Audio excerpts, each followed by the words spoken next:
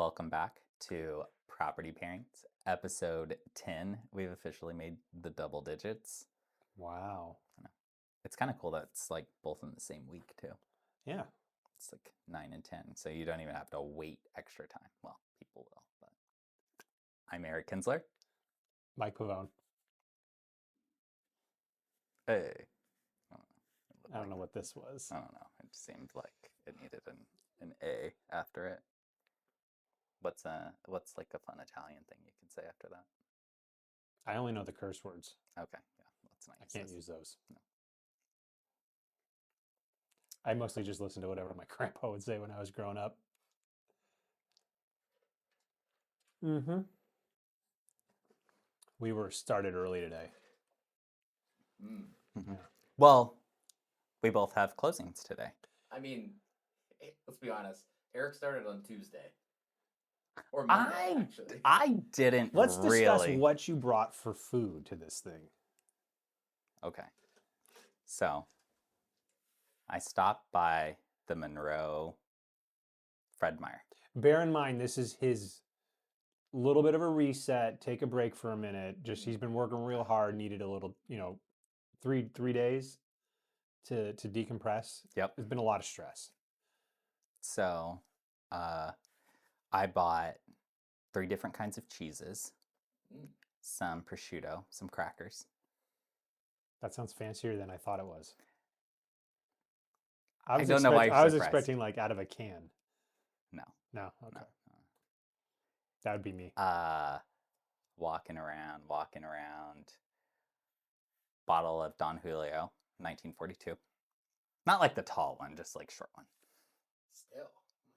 Oh my gosh. Pizza. Yeah, I'm going down the aisle. Oh, I you're bought going some stuff. We're going on the full journey. The full journey. Let me grab my drink. Shoot, High Noons, they have like a tequila seltzer version. So I was like, well, if I'm getting tequila, I should stay like in the same realm. Then frozen pizza. What kind of pizza? Pepperoni. Okay. Red Baron, super cheap. It reminds me of like growing up. Mm-hmm. Spicy Doritos, the family portion.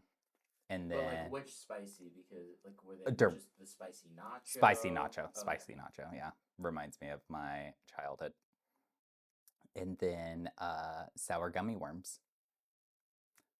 The not adult version. Yeah. The regular version. The everyone version. Ran out of food. When I was talking with him Wednesday night, because we were connecting on something really quick, I was like, well, how's your pizza? He's like, well, I finished that. I was like, well, what do you have left? Cheese and crackers and tequila. Because I finished the and prosciutto. that's on Wednesday night. He's not coming back till Thursday. I'm like, well, yeah. You got like 18 to 20 hours there. Like, what are you eating in between? Because I was coming back Thursday night. I had it through Friday at 11 a.m. But I knew I was going to come back on Thursday. I don't want to... When you're at a hotel and it's like, oh, you got to wake up in the morning, blah, blah, blah. So book the extra day. Hung out there all day, but just didn't have any food or water. Because it's this funky tasting well water, which is fine for some people, I'm sure. And I bought a thing of water and I'm like, yeah, last time I bought 2, it was too much. I stayed longer last time. 1 wasn't enough? No, 1 wasn't enough. So for breakfast yesterday. Did you have tequila? I had one of my High Noon seltzers. And crackers and cheese. And by breakfast, I mean, I got up at like almost 12. So it was practically lunch. Did you ever do birrios? It was like a birrio. Yeah. No. When you didn't have milk, but you had beer and Cheerios. So you did birrios? That's You never did birrios? No. Guess that's just me. I think Never joined a fraternity. So. Yeah, that's exactly the word I was thinking of, fraternity. I didn't say it was the best tasting thing, but it kind of fulfilled 2 needs. Yeah, you're like, my hangover went away and I had breakfast. Yeah, it's birrios. Breakfast of champions. Yeah. So that was good. It was a bunch of hot tub time. Hot tub was nice. Which dehydrates you further. Yeah, that was, I think, thus the water disappearing quickly. There was like this extra water sitting in there that was already opened. And I was like, oh, I'll use some of that. And when I went to start pouring it in, it was like leaking out the back, and then it smelled kind of weird. And so I was like, I don't know. I'll use it to brush my teeth. Hope for the best. Not worth risking it. Nope. Hung out by the river. That was really fun. Picked some gold. There's like gold flakes throughout that river. You serious? Yeah. I mean, isn't there part of that area over there that they call like Gold Bar? It is called Gold Bar. But is that why? Well, it's got to be. It makes It's like sense. Coal Creek. Yeah. Why is it Coal Creek? Because there's Yeah, because coal there. I was in Gold Bar, and so you can see like in the water, it's shining. Of course, I stood in the water, right, and chunked some rocks. I feel like you have to. Well, now I want to freezing. go up there and pan for gold. It was fun. I was just there, like picking little gold things out of the sand for I don't know, an hour and a half for no reason. Just Because you could. had my phone like, in the cabin. Just like I have no idea how long I've been down here. Be Like, nice wow, if there was. some of the sand is warm on my feet, some of it's cold. Imagine if they had a place like Pizza Plains or something like that. Like, why do they call it that? Yeah, I Right? know. Yeah, they have all the best pizza. There's a place called like Rico's Pizza or something that I saw on the way out there. Yeah. Mm. They really advertise for it, which is almost right next to their like pot store. Wait, did you do frozen like? I thought you were gonna get pre-made margaritas. No, I didn't do any margaritas. You didn't do that? No. Hmm. I thought about doing it, but no, I would never do pre-made. But spicy nacho I did have margarita and yesterday Red when I Baron came home. pizza, but not That's where I draw the pre-made. line. You draw the line there. Okay. Cheese out of a can. Nope. Not the Pre-made cheese margaritas. whiz. No. Well water. I'll brush my teeth with it though. If I'm not I- even sure where it came from. It wasn't the well water though. I showered with the well water. I You don't know where tested the tainted water underneath that was left from. I don't know. It smelled weird, unfortunately. But here we are. He's still here. He's with us. Yeah, you made it. For Yeah. now, we'll find out. I did joke with Jared. I was like, "Hey, I always step in the river if there's a chance that I like slip and disappear. Love you, mean it." He's like, "Oh God, don't do that." I was like, "Well, I'm not doing it on purpose. I just stayed on the side. It's a little rough out there." Hmm. First times I've been whitewater rafting. Mhm. I went with my husband and his in-laws. First time meeting them in person. We're in Oregon. We're meeting. It flips. Oh wow. It flips. It was scary. It was like the closest near-death experience I had ever had. Yeah, these were not like normal, like blah, blah, blah. You're like sitting on the edge with your leg tucked into the raft, I guess is how you're supposed to do it. Flipped over. We all almost died. Hmm. It's terrifying. I want to float the little Sammamish Slough or whatever it is from Sammamish River from Lake Sammamish to Lake Washington. Oh, I've never heard of that. I've never seen anybody actually float that though. Maybe Okay, I it's don't not safe. Or is there speed It's to it? flat. There's nothing to it. Oh.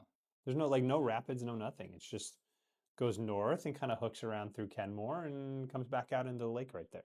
Oh, But I've never seen anybody do it. There's got to be a reason. yeah. I feel like Yeah, it's might not move algae or fast enough something. or something. Yeah, but like you just have your Have like a you little. just have your cooler floating with you and your beer's inside the cooler and there you go. You can come float Ames Lake anytime you want. Is it? Yeah. Well, yeah. Yeah. We'll just get pulled around. We'll just have Jared pull us in the. I was gonna say pontoon boat. it's just kind of being in one spot then, and the wind blows you around. I have done that, I can see that. and it has pushed me. I actually, let's say, fell asleep with Ollie, and we were You on just like woke up on a the beach? paddleboard and woke up at the south end of the lake. I was like, "Oh, hey, bud, we made it." Isn't that you looking out the back of your house in the Mhm. south to the right? Yeah, but Ollie and I started way at the north. We were just Oh. there and we were hanging out. We were in the sun, having a cocktail. And then You woke took a up at nap and woke up and I was like, oh God, we're at the end. Cool. All right. Well, it's a short paddle home. Yeah, it was a good week. Yeah, how was your week?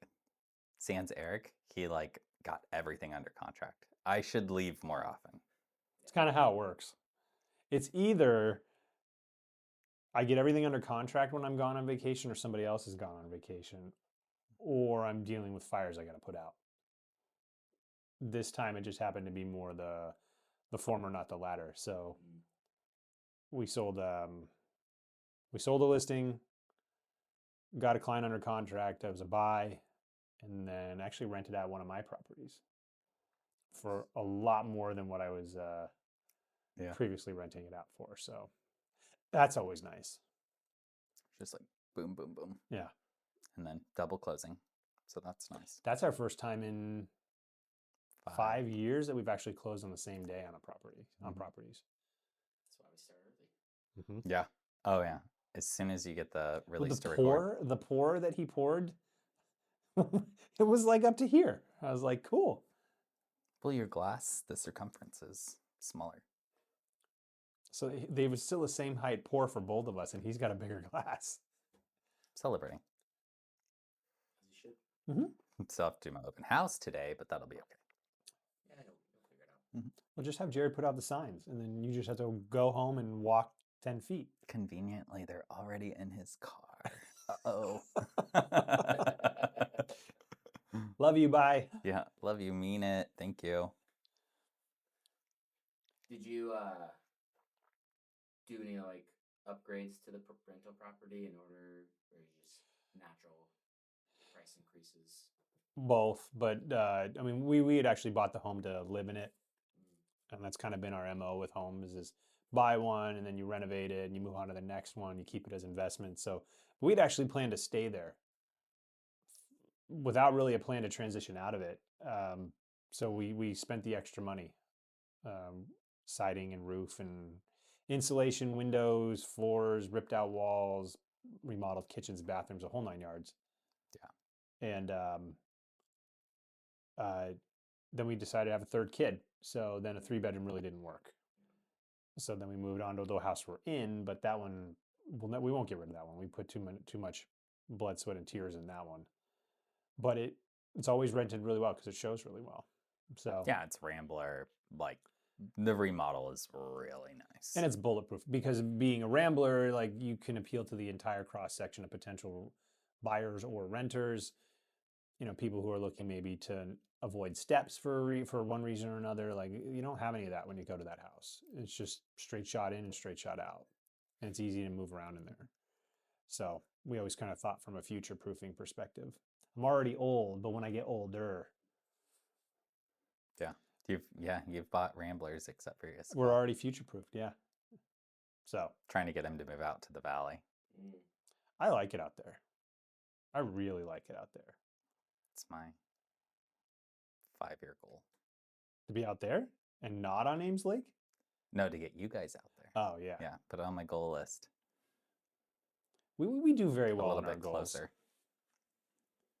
It'd be nice. But what else? It was quiet, though, this week. He brings a lot of personality to the table. The personality hire. Been there. Yeah. Still there. It was apparently. It was surprisingly productive, even, you know, though it was just me. But it felt a little lonely. Yeah, you get so used to working as a team. Yeah. I do feel like the last month has been kind of in passing. Yeah. We had spring breaks and sicknesses and things like that, and then you were out for a few days, but we do better when we get quantity and quality time together. Ooh, the See double. what I did there? Yeah, I gave you both. I appreciate that. Yeah, I'll remember that. When I saw him this morning, I was like, "You look very rested." And do you want me to say it? Yeah. I go. He's like, "Well, how could you tell? How could you tell just looking at the back of me?" I go, "Well, you kind of look a little wider this way too." I know, so polite. Those flowing locks, they all look great. Good thing starting with Jimmy soon. Yeah, did you know that? Did we talk about that? Yeah, I was telling him earlier. He's going to be a power lifter. Yeah. Can you Sun's out, imagine? guns out. Our Can you friends, imagine? Our friends over at Pro- Performance. PP. progressive performance. PP Progressive strength. Yep, Performance. exactly. Yep. I'm excited for that. It's the week after next. Yeah. Cinco de Mayo. Oh. So I'll Are you gonna strengthen myself and drink margaritas. I was gonna say, are you gonna have to forego whatever taco party's happening? I saw a sign on the wall. Oh yeah, Oh. there is something. But it's Yeah. on the 6th. Yeah. Oh. It's the day after or the day of the office meeting. That'd have been like the perfect day to do it. But yes, yeah, you'll be hitting the gym. I know, I'm excited about that. I haven't been able to in the last 2 weeks because of the dental surgery. Right. So No, everything like just that kind of whole thing. feels like soft. I'm not going to pass up an opportunity when I walk in after not seeing him for 4 days to also make a comment about that because he would do the same. That's why we know we love each other. I would never do that. That doesn't sound like me At all? whatsoever. At all. Very nice. Everyone knows that. You should see when out there, Eric is like, what do we call you, Ricky? I have alter egos. He's got alter egos. Yeah, yeah. And there's not Real estate Eric is like Ricky. He's very upbeat and like excited to do whatever. And then Tequila Eric is Rico. Oh, Sheila maybe. Yeah, right. And then I get what is it, Eeyore from Winnie the Pooh. You get real Eric. You're welcome. I get real Eric. He's fun. Real. Very real. So yeah, I mean, hopefully next week we get back to our rhythm. It's been a little bit. But for me, sicknesses and the family and things like that, and well, kids' sicknesses and spring breaks and things like that. And then for you, you know, your thing. So I'm looking forward to getting back to it. Yeah, I think we have some fun stuff planned too. Well, yeah, and the market's been interesting. It's like it's been an ever evolving conversation about where things going and what's going to be happening here. And well, Mike just had one that it was like priced appropriately, and then we had to do a couple of price adjustments, and then all of a sudden he's getting 2 offers. Oh yeah, yeah. No, it was like out of nowhere. It was just like bang, hour and a half later, bang. We didn't misprice it to begin with, but it's just from you're also going to be a victim of timing. So we hit the market, and then you know there's volatility on a national and international level, which causes people to kind of start to get concerned and pull their punches. And we had multiple price reductions because the market was like, we don't have a buyer for you right now until we got down to a certain price. And then all of a sudden one buyer showed up and then another one showed up. Yeah, that was funny. So, you know, we were able to, you know, work with one of the two of them and make it happen. So I'm there on my vacation and I'm looking, I'm like, oh, there's an offer. And then something else. I'm like, oh, he was able to get a second offer. Yeah. Yeah. That was cool. Yeah, how do you feel about that when that has to happen, like price reduction wise? Obviously, it's like how much do you try and like hold on? You know what I mean? Like, because I'm sure that doesn't feel like good to maybe have to do that if that's what's necessary. I don't know about you, but for me in the beginning of my career, it was always like an ego shot. Like, what did I do wrong? Yeah. Like I was very confident in my pricing, and why is this not selling? And we operate off of what we know right up until the point of where we list. We look at all the recent comparable sales. We look at what's on the market, and we price ourselves accordingly. And we make adjustments. And you look at how your property difference is different from other properties, and you do the very best you can. And when it doesn't sell, at this point in my career, after 18 years, it's mostly like, okay, well, I've sold enough homes on the listing side to be very confident in how the methodology has been applied, but the methodology stops where the market, you know, the broader market begins. And so if the market is saying, hey, I don't have a buyer for you, even though all your numbers are right, I don't have a buyer for you. It's like, oh, hey, you know, we have to have a conversation about reducing the price then if this is our goal. Like we talk with the seller right away. This is what the market is saying. Here's the feedback we've gotten. Here's the objections that have been raised with us through our follow-ups. We can't control who's in the market buying right now. We can't Right. control what's going on nationally or internationally or what rates are doing. We can't control what your neighbors are doing. So if another home pops on that's in your same complex, but maybe it's not on the main street, maybe it's further back in, maybe it's on the greenbelt where yours isn't. We can't control that stuff. We have to be proactive and address those things head on. So it still bugs you a little bit, but I don't know, at least that's for me. What about you? I, as of current, have not had to do a price drop. So, but my very first listing I ever had was condo, and we couldn't sell it. It was under contract like 3 days after I listed it, and there was something with the HOA that they had made some changes while we were under contract, and it was no longer financeable. So that was kind of a huge blow to the ego because it's like, okay, you have money invested, it didn't close. How do you tell your seller it didn't close? So what we did in that scenario was talk to them, got an exception, did a rental for a year, came back a year later, sold it. So it all worked out, but that was a huge blow to the ego because you're like, yes, it's my first listing, it's staged, photos are perfect, my marketing's on point, and then it doesn't close. I'm just like, I can't do listings. I I could do buyers all day, but I can't do a listing. So that one was. Right now, I have a couple of listings that are sitting longer than what I'm used to. With my Ames Lake listing, I don't think a price drop is really gonna make a bit of a difference right now. Everything over the $2 million price point's kind of just hovering right now. People are 1 in 5 people use stocks to purchase, and the market hasn't been as good.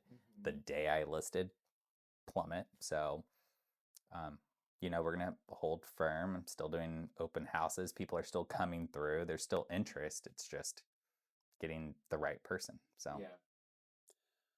It's all of that. And even when you're under contract on a listing, like even that's not a slam dunk right now, and that's become more of a challenge. We've had two when specifically dealing with like issues within the community as far as the HOA, where we're going to close on the one today, and we should have been closed 2 weeks ago, 3 weeks ago, not through anything that the seller had done, not through anything that the buyer had done, because of a guideline change as far as underwriting approval and what deductibles had to be at, which means now you have to all of a sudden get all these other parties involved, the board, the manager, the representative for the insurance company, the carrier, to reissue all of these documents, get it approved, and then reissue all the documents, then get it back to the lender so that they can go back to their final approvals. So there's a lot of, it happens. It kind of pendulum swings. yeah, I got some of my VA clients under contract, and I did not realize that the underwriters would need recent well testing results. We've done VA contracts before, but they haven't been a part of a well. We've had septic, we've had this, we've had that. But yeah, so I learned that and just like, okay, now we waived most of our contingencies, but we still had the VA contingency in there. So now we have to do well testing, and that could delay closing. Hopefully not. Knock on wood, that would be ideal. But that was something that just popped up. I'm like, okay, here we go. So we had it tested yesterday. Results are due back in like 5 to 7 business days. We're supposed to close May 2nd. So at this point, you're just hopeful. You're like, all right, called my buyer. Here's what's going on. Here's the solution. Let's go.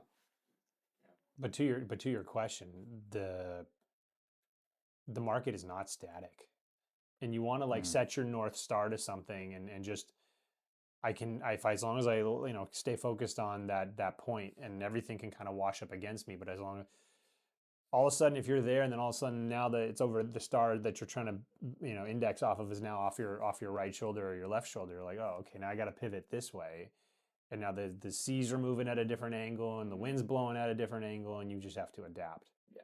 And you can't pull your punches.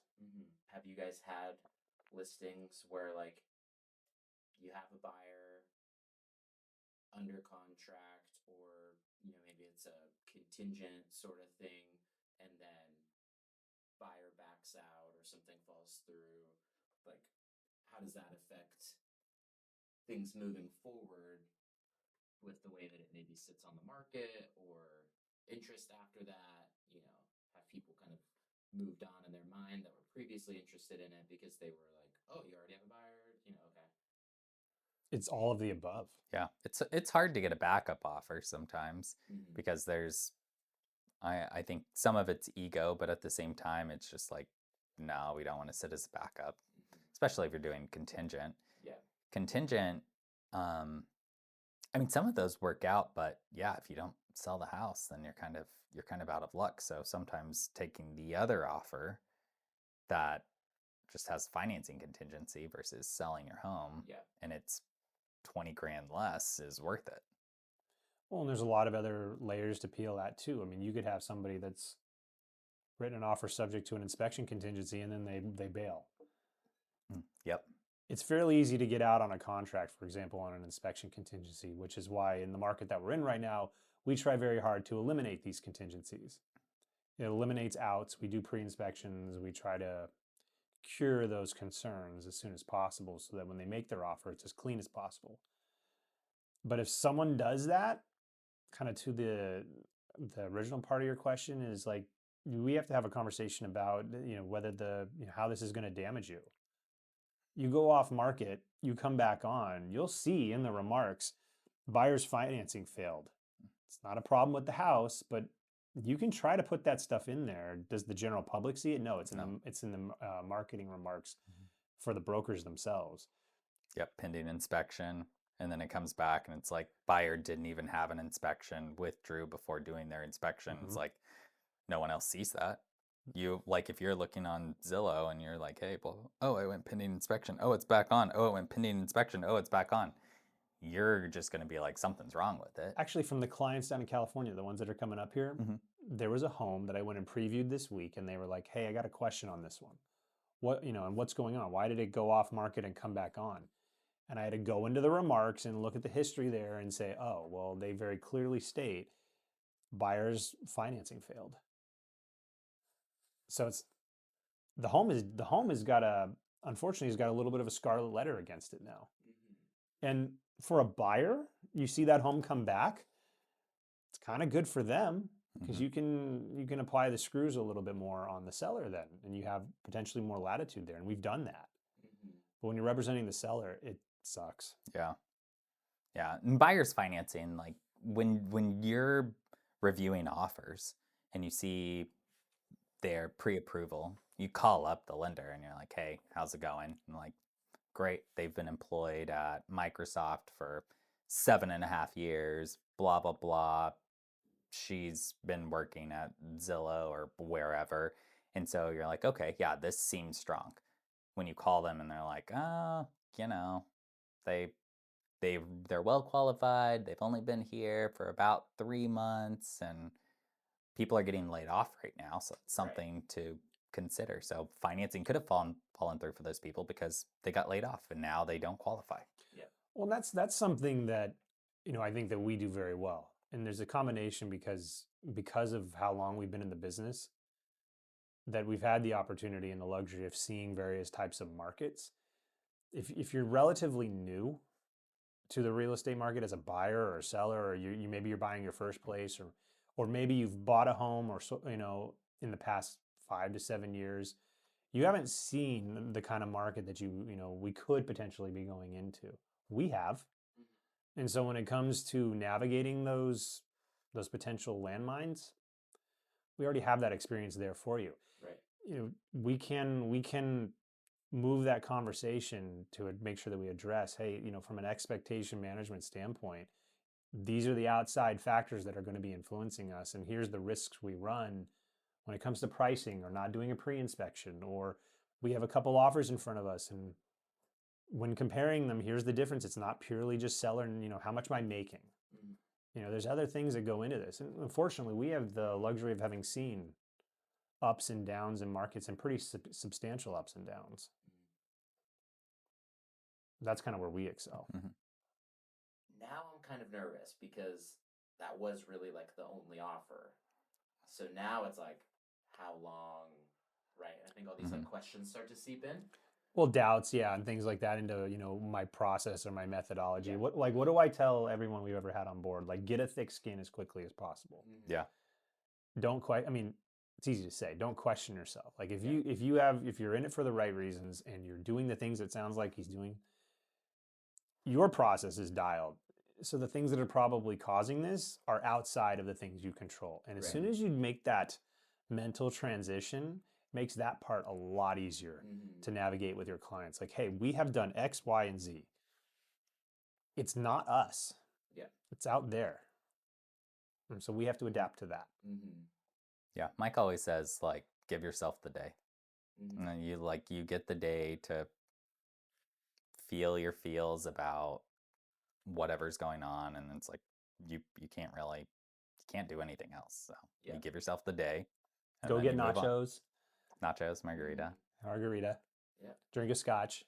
And then come back and see it Yeah. objectively. Yeah. for- I mean, you can't stay down on yourself with that stuff. And it's hard because you're like, this is your client's biggest financial sale or purchase of their life, probably. And you have a lot invested in it financially, but they have even more. It's like, I've given them all of the right advice. Well, it's not going to fix itself. Yeah. You can't sit there being upset and hiding in a corner about it. Mhm. You kind of want to. Believe me, I've felt like that hundreds of times, but you can't because they're still relying on you to make this happen for them. Yeah. So it's like, the council changes. We have to shift. We have to pivot. what else are we going to do? What are we going to do differently? How can we change this? How can we do that? So you think of your next marketing plan and Yeah. It almost like creates more pressure, the fact that it's like second time on market, Yeah. with the new agent. Those things are all real. 100%. It's yeah, I mean, if something's been previously listed by another broker and you're coming in to try to, there's an added level of pressure there Mhm. because they've already tried once. Was the advice that was given good or not? I mean, obviously you have to look at each individual circumstance or situation, but did they follow through? Do you have your marketing plan and this is the improvement plan and this is what we're going to do? And if you follow through, should you be able to deliver? Yes. And when you don't, at least not in the manner in which people have become accustomed to, because like for like a lot of my career, a 7-day close is not normal, or a 7-day on market or 3-day on market or 15 minutes on market is not normal. And that was my normal for sure. My longest listing was over a year. Mhm. Wow. It was a short sale in like 2010. I had it for a year. 90 days was short. Yeah. Like there was 1 year all I did was short sales. And you're like, cool. We'll close this transaction out and get paid in 6 months or 8 months or 9 months. We'll see. We'll see if we even get paid. It's like land transactions. Yeah. Mhm. So unfortunately, there's some deprogramming and reprogramming that has to be done on a case by case basis. He's done good though. Yeah. You crushed it. Yeah. I'm doing well, for sure. I think it's the longer hair. When he was like shaved down the sides, like crew cut almost, or like me. But I then did he start let it doing grow out. And then things have been He goes like the unbutton, 1 or 2 unbuttons there. Yeah, I saw some of those older headshots with the shorter hair, and I was like, Who's that guy? Yeah. I don't know if that's working for me. Yeah, right? I know. The longer hair is where it's at as of current. We'll see. Might change next week. You should see him in the morning when he's like, I was like, what are you talking about? Is that what you envision? I do those things to get the reactions out of him. I get out of the shower and I just shake. I the did though. I palms. did get the luxury of seeing some very old pictures of Eric in a straight-haired, almost like I had my emo phase. emo for phase. Sure. I was For like, sure. did you do the head? Cause tonight's the night. Yeah, right. Then I'll die for you. Exactly. Oh, for sure. I had like really long, straight hair that came across. I had my lip pierced. I think like, was it Metro Station or whatever that one group was? Shake It. That's what I think about. Yeah. No, that's probably me. Green Day all day. I wish I had been around then. Yeah. That would have been fun. Yeah, I weighed like $1.25 too. Isn't that crazy? Yeah, now It's you're like like 50 pounds I was lighter. gonna say now you're 200 and 210. Yeah. Yeah. Nah, he's not. Yeah. 210. Yeah, Nothing but waddle. I didn't want to say anything. It's okay. Said it for you. I was talking with a friend of mine from high school, and I haven't talked with her in years. I mean, 10 years, 12 years. And she hit me up out of the 10 blue. years from high school? Well, it hasn't been 10 years since Since high they school. talked. Oh, Yeah. okay, Thank okay, you. okay. Thank I you. was like, let's not lie about numbers here. 2002. That's when I graduated. Okay, so 22 years, 23 years. I don't look like it's been a day over like 10, right? Okay. 10 years? I wouldn't reach for that. Me either. Thank you. What? How old? 27? Me? Yeah. Oh, we've been over this. 31. We did go over this? Yeah. I guess in my old age, I forget these things. 31? Yeah. I wouldn't put you over 25. You 40. Yeah, You thank you. 25. I appreciate that. Well, Abby had her 27th, right? She did. Yeah. And I made sure to remind her, now you're in your late 20s. Yes. Practically 30 if you round up. 27 to 29 is late. Mm-hmm. Yeah. Anyway, your high school reunion. Oh, yeah. Well, so she hit me up out of the blue. I mean, we were very close back through high school, and then so we're actually going to go grab coffee. But she's like, I've seen your reels and stuff on that you've been posting, and they are hilarious. And I was like, really? She just your longer form stuff. Yeah, it's pretty good too. But I really like the little gabbing videos that the two of us do, where we're just shooting the shit. Yeah. Yeah, but you're not going to get those unless you do the long form and then find You have to. I know. You Yeah, have yeah, to. yeah. find the sweet spots. Because if Yeah. it was just like on the spot trying to like make funny reels, I feel like it doesn't come as naturally. It doesn't. I had like a random person search up just like Pavone Kinzler and YouTube comes up first, which is great. Nice. So, because that's where I put all the long form stuff. Sweet. Well, yeah, and she like, and we go way back. She knows who I am, kind of way back in the day, and she's like, the videos are awesome. You guys are hilarious. Keep doing more of those. Just nail your outros. Well, thank you for joining us here on episode 10, the property pairings. That's C3PO, and I'm R2D2. Make sure to like and subscribe. Cheers.